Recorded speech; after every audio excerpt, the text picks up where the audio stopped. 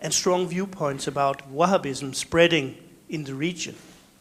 Could you try to explain, maybe to a wondering Western public, the true facts of what is actually happening, the fight between progressive and reactionaries, or if you would put it in more lyrical terms, the fight between the darkness and the light, please?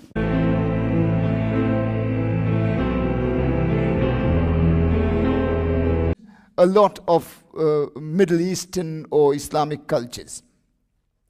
Now, on radical Islam and the Wahhabism that is spreading throughout the Middle East and now East Asia, it's very, very, very worrying.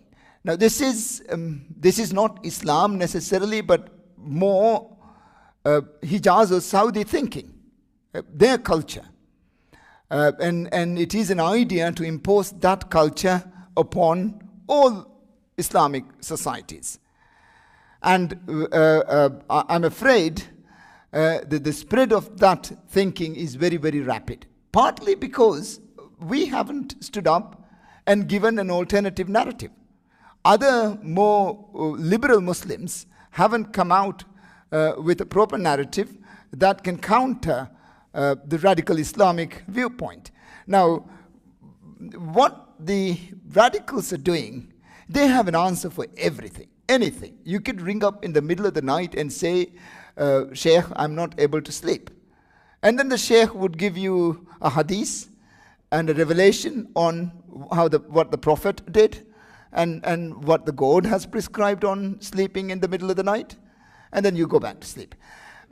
We don't have a helpline. We don't have an alternative narrative.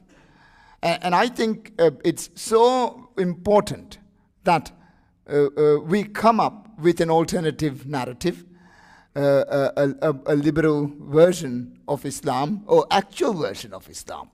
I wouldn't argue that it's a liberal version of Islam. Radical Islam is spreading like wildfire even in Sri Lanka. And this is happening all over the world, all over the East Asia, Thailand, Philippines, Malaysia, Indonesia, Singapore, even India and Sri Lanka. And because Maldives is a very Islamic country apparently, it is able to play a very, very important role in the spread of these religious ideas. And similarly, I believe that with proper democracy in the Maldives, we can play a very important role as a counter to the Reformation, or rather the Jesuits have to come up quickly.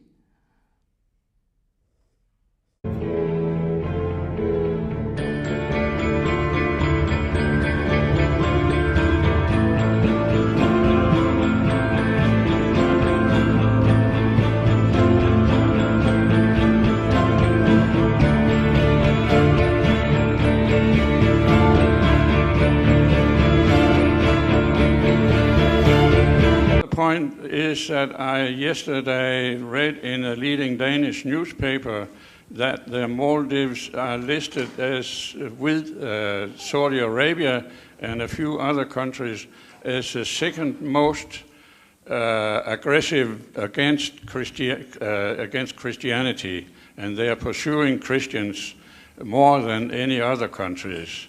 And I wonder if you come into power again, if you are able to do something about that, to have more freedom of faith, of religion.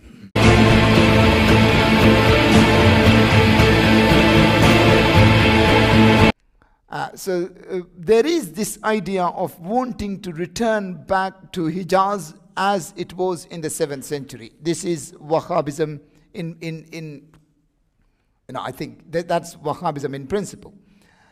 There is that idea that they want to revert us back to how it was exactly in the 7th century Hijaz. And it is difficult and it is worrying, but I hope that our society, I believe, the vast majority of them are very, very tolerant people. And I think if all this rhetoric is removed from the official discourse, then there will be a much more liberal society. And I assure you, the rhetoric will be removed from the official discourse.